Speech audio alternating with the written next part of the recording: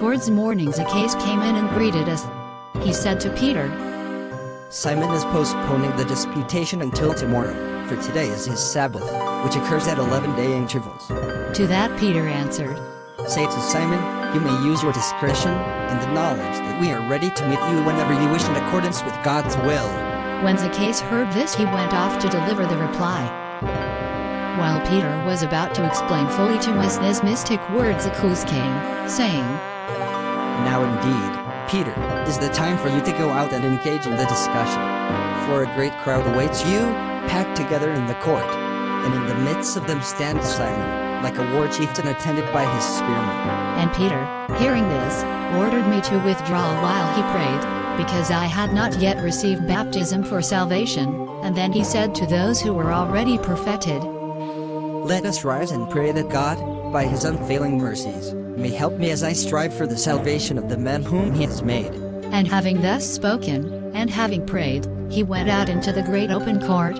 And there were many assembled for the purpose of seeing him, the forthcoming debate having made them more eager to listen. Then, standing and seeing all the people gazing upon him in profound silence, and Simon the magician standing in the midst, he began to speak thus, Peace be to all you who are in readiness to give your right hands to the truth of God, which is his great and incomparable gift in the present world. He who sent us, being an infallible prophet of that which is supremely profitable, commissioned us, by way of salutation before our words of instruction, to announce to you this truth, in order that if there be any son of peace among you, peace may take hold of him through our teaching. But if any of you will not receive it, then we shall shake off the dust from our feet, which we have borne through our toils, and brought to you that you may be saved, and will go to the houses and the cities of others. When Peter had thus spoken, Simon, at the edge of the crowd, cried aloud, Why would you lie, and deceive the unlearned multitude standing around you, persuading them that it is unlawful to think that there are gods, and to call them so, when the books that are current among the Jews say that there are many gods? And now I wish, in the presence of all, to discuss with you from these books the necessity of thinking that there are gods. First, respecting him whom you call God, that he is not the supreme and omnipotent, inasmuch as he is without foreknowledge, imperfect, in need, not good, and subject to many grievous passions. Wherefore, when this had been shown from the Scriptures, as I will prove, it follows that there is another, not written of, for knowing, perfect, without want, good, removed from all grievous passions. But he whom you call the demiurge is subject to the opposite evils. Therefore Adam, being made at first after his likeness, is created blind, and is said not to have knowledge of good or evil, and is found a transgressor, and is driven out of paradise and is punished with death. In like manner also, he who made him, because he is not able to see in all places, says with reference to the overthrow of Sodom, Come, and let us go down, and see whether their deeds warrant the outcry which comes to me, that I may know. Thus he shows himself ignorant. And in his saying respecting Adam, Let us drive him out, lest he put forth his hand and touch the tree of life, and eat, and live forever, the less shows he is ignorant. And in driving him out lest he should eat and live forever, he is also envious. And when it is written that God repented that he had made man, this implies both repentance and ignorance. For this reflection is a view by which one, through ignorance, wishes to inquire into the result of the things which he wills, or it is the act of one repenting on account of the event not being according to his expectation. And when it is written, And the Lord smelled the scent of sweetness, it is the sign of one in need. And his being pleased with the smell of the flesh of the sacrifice is the sign of one who is not good. But his tempting, as it is written, And God did tempt Abraham, indicates one who is wicked, and who is ignorant of the result of his endurance. In such a manner Simon, by taking passages from the Scriptures, seemed to show that God is subject to every infirmity. And to this Peter said, Does he who is evil, and wholly wicked, love to accuse himself in the things in which he sins? Answer me this. Then Simon said, He does not. Then Peter said, How, then, can God be evil and wicked, seeing that those evil things which have been commonly written regarding him have been added by his own will? Then Simon said, It may be that the charge against him is written by another power, and not according to his choice. Then Peter said, Let us first inquire into this. If indeed he has of his own will accused himself, as you have just acknowledged, then he is not wicked. But if it done by another power, we must ask and investigate with all energy who has subjected him who alone is good to all these evils. Then Simon said, You are manifestly avoiding the hearing of the charge from the scriptures against your God. Then Peter said, You yourself appear to me to be doing this. For he who avoids the order of inquiry does not wish a true investigation to be made. Hence I, who proceed in an orderly manner and wish that the author should first be considered, am clearly desirous to walk in a straight path. Then Simon said, First confess that if the things written against the Creator are true, he is not above all, since, according to the scriptures, he is subject to all evil. Then afterwards we shall inquire as to the author. Then Peter said, I answer you. I say that if the things written against God are true, they do not show that God is wicked. Then Simon said, How can you maintain that? Then Peter said, Because opposite things are written to those sayings which speak evil of him. Wherefore neither the one nor the other can be confirmed. Then Simon said, How, then, is the truth to be ascertained if some scriptures say he is evil and others say he is good? Then Peter said, Whatever sayings of the scriptures are in harmony with the creation that was made by him are true, but whatever are contrary to it are false. Then Simon said, How can you show that the scriptures contradict themselves? and Peter said, You say that Adam was created blind, which was not so. For he would not have pointed out the tree of the knowledge of good and evil to a blind man, and commanded him not to taste of it. Then Simon said, He meant that his mind was blind. Then Peter said, How could he be blind in respect of his mind, who, before tasting of the tree with the agreements of him who made him, gave appropriate names to all the animals? Then Simon said, If Adam had foreknowledge, how did he not foreknow that the serpent would deceive his wife?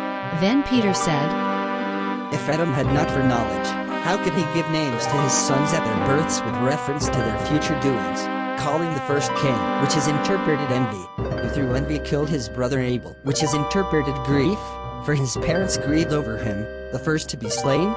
But if Adam, being the work of God, had foreknowledge, much more the God who created him.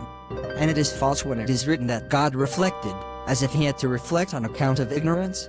And likewise the statement that the Lord tempted Abraham, that he might know if he would endure it.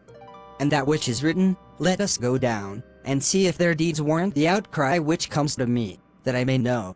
And, not to extend my discourse too far, whatever sayings ascribe ignorance to him, or anything else that is evil, are proved to be false, being overturned by others' sayings which affirm the contrary. Therefore Simon, perceiving that Peter was driving him to use the scriptures as Jesus taught, was unwilling that the discussion should go into the doctrine concerning God, even although Peter had changed the discussion into question and answer, as Simon himself asked.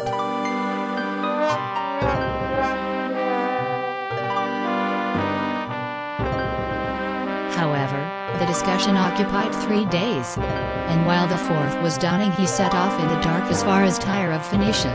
And a few days after, some of those who had gone ahead came and said to Peter, Simon is doing great miracles in Tyre, and disturbing many of the people there, and by many slanders he has made it to be hated. And on the 4th day of our stay in Tyre, Peter went out about daybreak, and there met him not a few of the neighborhood people as well as very many of the inhabitants of Tyre itself, who cried out and said, May God have mercy upon us through you, heal us. And Peter stood on a high stone that all might see him, and having greeted them in a godly manner thus began, God, who created the heavens and the whole universe, does not lack power for the salvation of those who would be saved. After Peter had spent a few days in teaching them in this way, and in healing them, they were baptized. At the time of his other wondrous deeds they all sat down together in the marketplaces in sackcloth and ashes, grieving because of their former sins. And when the people of Sidon heard it, they did likewise, and sent to beseech Peter, since they could not calm themselves because of their diseases. And Peter did not spend many days in Tyre. But when he had instructed all its inhabitants, and freed them from all kinds of diseases, he founded a church, and set over it as bishop one of the elders who were with him, and departed for Sidon. But when Simon heard that Peter was coming, he straightway fled to Bereas with Appian and his friends. And as Peter entered Sidon, they brought many on couches, and laid them before him. And he said to them, Do not, I pray you, believe that I can do anything to heal you. I am a mortal man, myself subject to many evils. But I shall not refuse to show you the way in which you must be saved. Such was Peter's counsel to the men of Sidon. And in a few days many repented and believed, and were healed. And Peter, having founded a church, set over it as bishop one of the elders who were with him, and left Sidon. No sooner had he reached Bereas than an earthquake took place. And the multitude, running to Peter, said, Help us, for we are afraid we shall all utterly perish. Then Simon, along with Appian and Anubian and Athenodorus and the rest of his companions, tried to cry out to the people against Peter in public. Flee, friends, from this man. He is a magician. Trust us. He it was who caused this earthquake. He sent us these diseases to terrify us, as if he were a god himself. And many such false charges did Simon and his friends bring against Peter, as if he were somebody above human power. But as soon as the people gave him a moment's quiet, Peter with surprising boldness smiled and said, Friends, I admit that I can do, God willing, what these men say. And more than that, I am ready, if you do not believe what I say, to overturn your city from top to bottom. And the people were afraid, and promised to do whatever he should command. Let none of you, Said Peter, either associate with these sorcerers, or have anything to do with them. And as soon as the people heard this concise command, they took up sticks and pursued them till they had driven them completely out of the town. And those who were sick and possessed with devils came and cast themselves at Peter's feet. As he said these things, they all fell on their knees before his feet. And he, lifting up his hands to heaven, prayed to God, and healed them all by his simple prayer alone. And he did not remain for long in Bereas.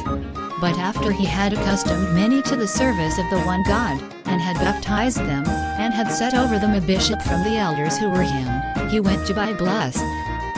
And when he came there, he learned that Simon had not waited for them for even a day, but had gone straightway to Tripolis. He remained there only a few days. And after he had healed not a few, and instructed them in the scriptures, he followed in Simon's track to Tripolis, preferring to pursue him rather than flee from him. Now as Peter was entering Tripolis, the people from Tyre and Sidon, Bereas and Byblos, and many from the neighborhood who were eager to get instruction, entered along with him. And not least were there gatherings of the multitudes from the city itself wishing to see him. Then Peter, wondering at the eagerness of the multitudes, answered, You see, brethren, how the words of our Lord are manifestly fulfilled. For I remember his saying, Many shall come from the east and from the west, the north and the south, and shall recline on the bosoms of Abraham, Isaac, and Jacob. But he also said, Many are called but few chosen. In their coming in response to the call, much is fulfilled.